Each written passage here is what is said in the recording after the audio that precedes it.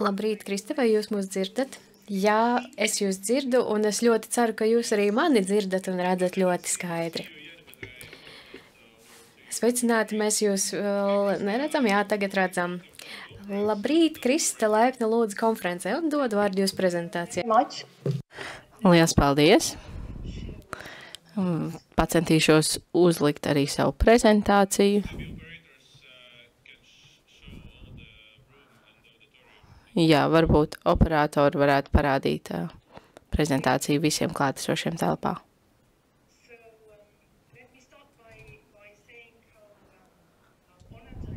Vispirms gribētu pateikt, cik ļoti pagodināta es esmu piedalīties šīs dienas pasākumā.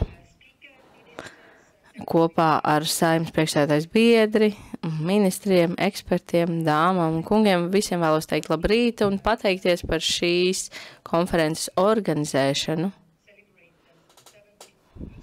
Šogad svinam UNESCO Hāgas konvencijas 70. gada dienu un otrā protokola 25. gada dienu.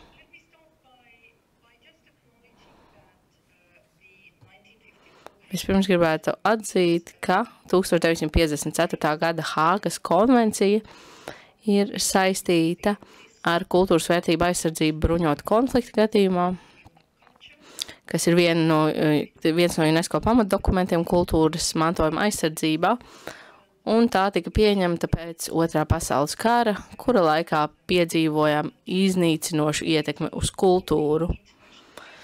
Tas ir vienīgais starptautiskais dokuments, kas saistāms ar kultūras vērtību aizsardzību bruņot konfliktu gadījumā, un tā ir daļa no humanitārā likuma kopuma.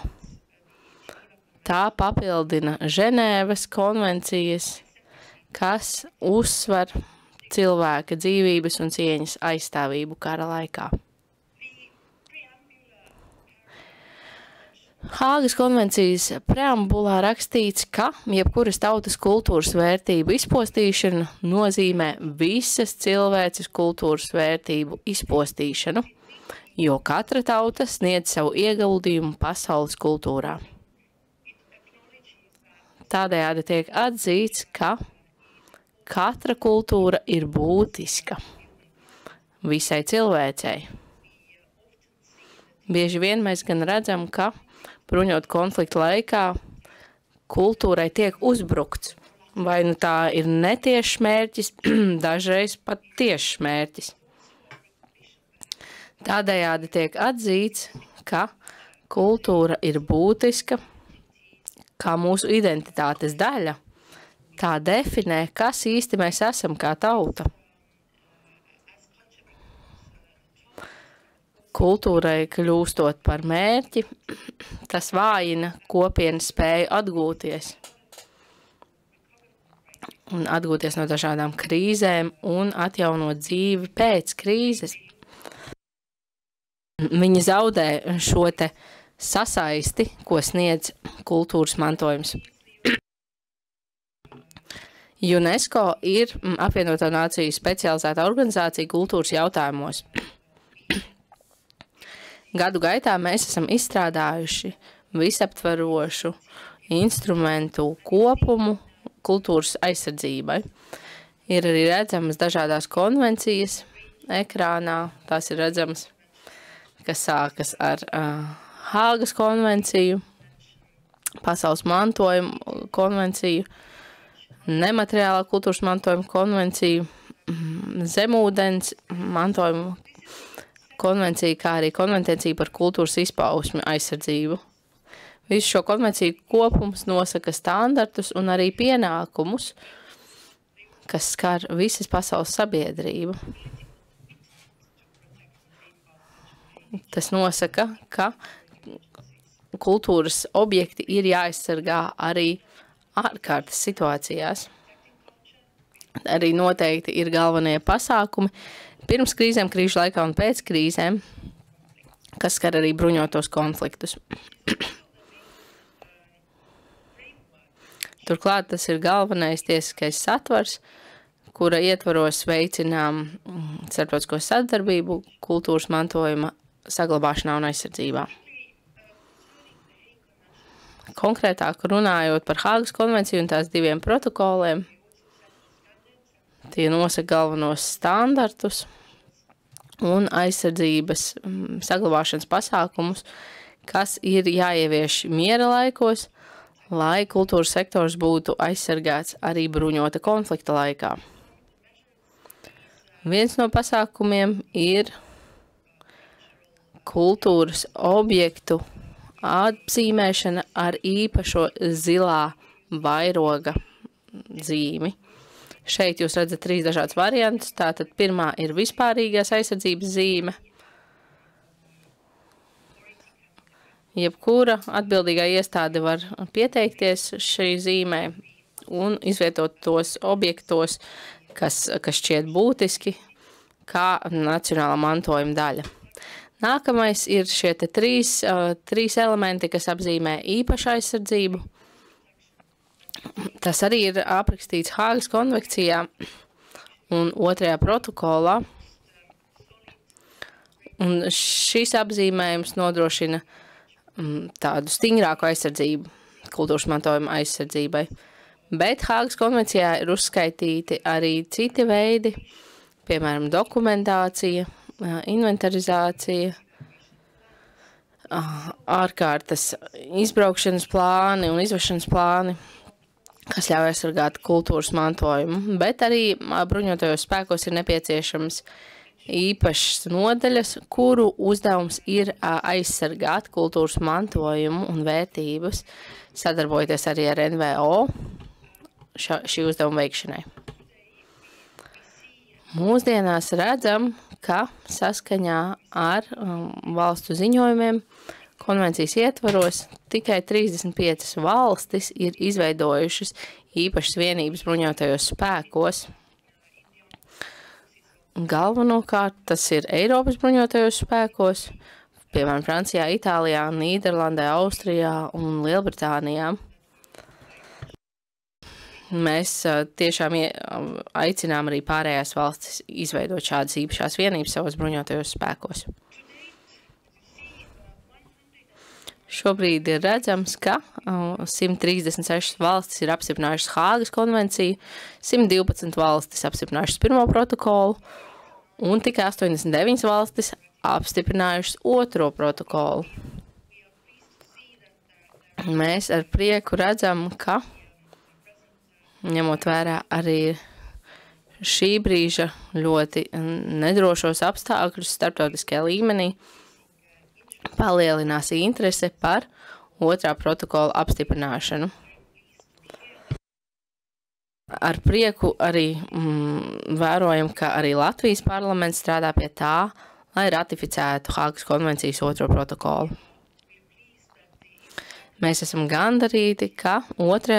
vēlēšana grupā, kas ir Austrum un Centrāla Eiropas valstis, kur ietveras arī Baltijas valstis, lielākā daļa parakstītāju ir ratificējušas visus 3 instrumentus. Ko līdz Latvija apstiprinās 2. protokolu, varēsim paplašināt mūsu sadarbību tieši ar jūsu valsti, lai sniegtu atbalstu, tehnisku atbalstu, vairot arī jūsu spējas kultūras mantojuma aizsardzībā. 2. protokolam ir arī īpašs fonds, no kura ratificējušās valstis var gūt atbalstu, lai ieviestu dažādus pasākumus, ko paredz 2. protokols.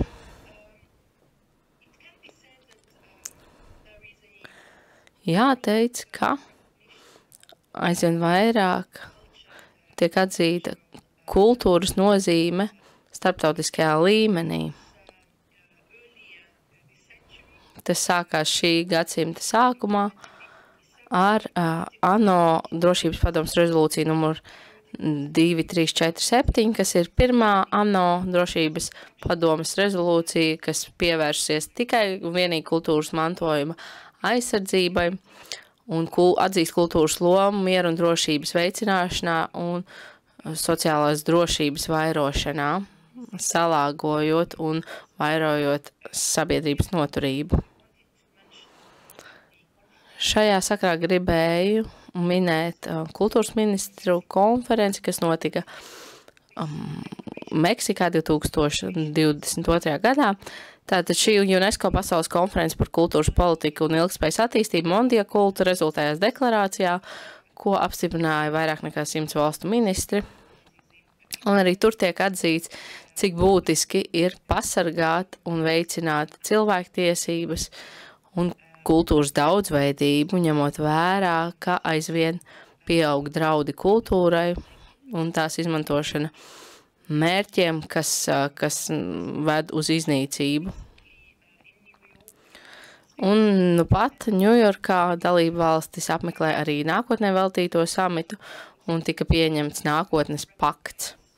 Tajā tiek atzīts, ka kultūras mantojums un radošums ir ļoti būtisks ilgspējīgas attīstības nodrošināšanā. Mēs visi zinām, ka kultūra nodrošina neierobežotus mehānismus, kā pielāgoties dažādiem izaicinājumiem, nodrošinot mūsu noturību ārkārtas situācijā. Gan miera veidošanā, gan ilgspējīgas nākotnes attīstībā. Tieši tāpēc UNESCO veicina kultūras iekļaušanu, humanitāro stabilizēšanas pasākumu un miera veidošanas pasākumu ietvaros. Bez šaubām, Hāgas konvencija un tās 2 protokoli ir ievērojami rīki, lai ļautu vairot ilgtspējīgu mieru pasaulē. Tā ir izveidota uz pieņēmuma, ka mēs atzīstam kultūras nozīmi, katras kultūras nozīmi. Tādējādi atainojot kultūras atzīšanu un cienīšanu visās tās izpausmēs, visos līmeņos. Gadu gaitā UNESCO ir iesaisties dažādu situāciju un konfliktu situāciju risināšanā, katastrofu rezultātu novēršanā, un šeit ir daži piemēri par to, kā mēs esam iesaistījušies. Bez šaubām pašlaik tas notiek Ukrainā, kur redzam Ļvivas kultūras centra sienu. Šis centrs ir UNESCO apmācību centrs, kur tiek arī vienlaikus organizētas noturības mācības, psihosociālā atbalsta aktivitātes vietējiem kopienām, it īpaši kara veterāniem un jauniešiem. Mūsu iesaiste Ukrainā ir tiešām visaptveroša. Mēs esam iesaistīti visās UNESCO konvencijas parakstījušās valstīs, cenšoties pasargāt šajā gadījumā Ukrainas kultūru visās tās formās un izpausmēs. Vērojot kultūru un datējot kultūras kaitējumu, cenšamies atbalstīt arī radošās industrijas un muzejus, kas ir ļoti būtiski un ir svarīgi, ka tiek saglabāta visa viņa dokumentācija. Otrs ir Mosulas gāra atdzīvināšanas projekts, ko mēs aizsākām Irākā. Mosula tika atbrīvota, un Irākā vienmēr šajā pilsētā ir bijusi ļoti daudzveidīga kopiena. Tāpēc mēs uzskatījām, ka ir būtiski censties rehabilitēt dažādās pielūgsmes vietas, tātad gan baznīcas, gan mošejas, kas pārstāv dažādas vietējās kopienas. Tomēr nekoncentrējāmies tik vien uz ēkām, bet arī uz dažādu kultūras programmu īstenošanu, lai varētu iesaistīt vietējās kopienas rehabilitācijas procesos un tiešām atgriezt Mosulas garu un kultūras dzīvi. Kā jau minēju savas uzrunas sākumā, šajā gadā svinam Hāgas konvencijas 70. gada dienu, un šīs svinības sākām ar galveno starptautisko konferenci, kas tika rīkota Hāgā maijā.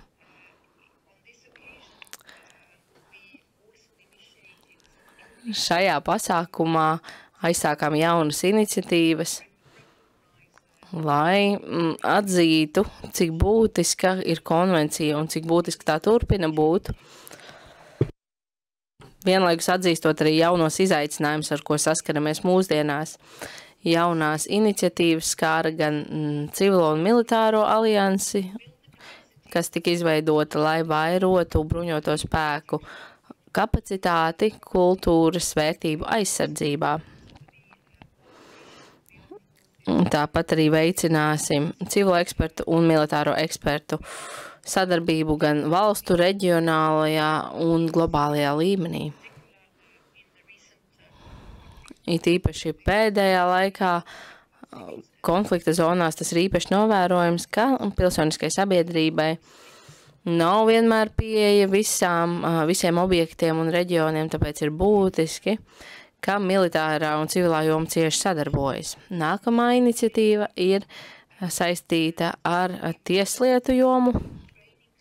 Mēs vairosim apmācību pieejamību tieslietu pārstāvjiem, lai viņiem būtu nepieciešamās zināšanas un rīki, lai ļautu iztiesāt un izmeklēt lietas, kas saistītas ar kultūras īpašuma aizsardzību. Te jāietver arī arī kultūras tiesības un arī nelikumīgu kultūras vērtību izvešanu. Tāpat arī rīkosim apmācības par tehnoloģiju izmantošanu un mākslīgo intelektu kultūras aizsardzībā un saglabāšanā. Mēs UNESCO esam izveidojuši jaunākās paaudzes metodoloģiju, lai novērotu, kāds ir ārkārtas situāciju laikā notikušais kaitējums kultūras objektiem, un to mēs darām kopā ar UNOSAT organizāciju, lai uzraudzītu kultūras objektus, izmantojot satelīta attēlus. Mēs vēlamies pārliecināties, ka visi bruņotie spēki un iesaistītās puses ir tādā pozīcijā, ka viņi var aizsargāt savu kultūras mantojumu. Ceram, ka ar šīm jaunajām iniciatīvām esam vairojuši mūsu darbības atzaru Hāgas konvencijas ietvaros. Vēlos atzīt, cik ļoti mēs novērtējam Latvijas lomu tās kultūras mantojuma aizsardzībā, kultūras vērtība aizsardzībā, un tas, ka jūs to tiešām izvirzat kā prioritāti, un šīs dienas konference to tikai vēlreiz pierāda, ka jums mantojuma aizsardzība ir ļoti būtiska, ka jūs vēlaties panākt, ka, ja nu gadījumā notiek kāda krīze, jūsu kultūra būs aizsargāta. Vēlos vēlreiz pateikties, ka uzaicinājāt mani piedalīties šajā konferencē. Vēlu jums vērtīgas pārunas šodien. Paldies! Paldies, Krista! Vai mums ir kādi jautājumi mūsu ekspertei no auditorijas? Ja nē, tad pateicos vēlreiz. Man jums ir jautājums. Ja pievēršamies Krievijai. Krievija ir parakstījusi šo konvenciju. Galvā tas nav tiešām nekāds tukšs dokuments, bet tas uzliek arī pienākumus parakstītāju pusē. Vai Eiropā varēs iztiesāt Krieviju saistībā ar tās pastrādātām zvērībām pret Ukrainas kultūras mantojumu? Liels paldies par būtisko jautājumu. Tas šobrīd ļoti aktuāli, tieši arī Ukrainas kara sakarā.